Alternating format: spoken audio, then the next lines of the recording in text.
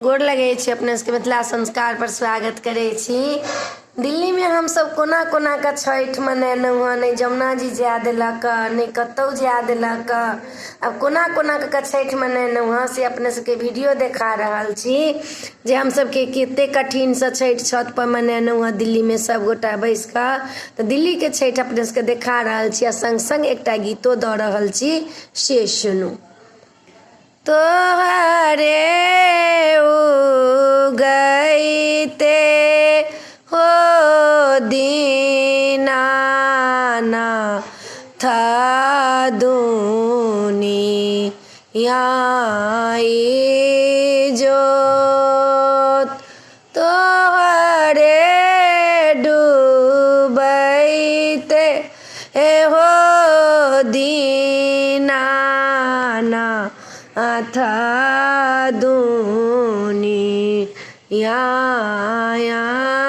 अन्हार। गोबर लाबा गेलियै हो दीनानाथ गैया के बथान। गैया चारा बाबा हो दीनानाथ लेला लुलुआ। दूरे जाही दूरे गे बाजी ना दूरा तोहे जो,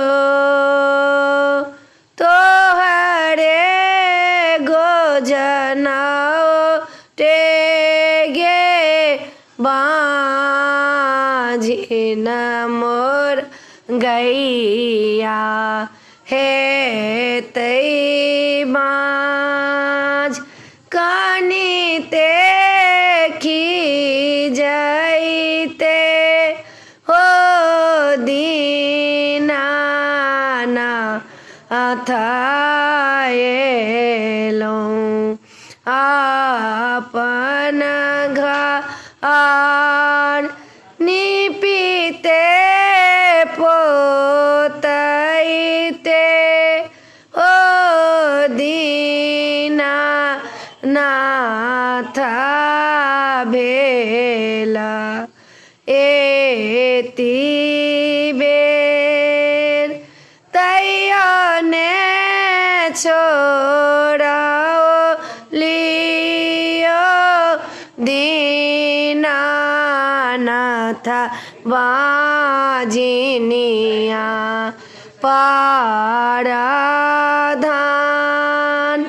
देवा के ता देबौ गेया बाला गौरबा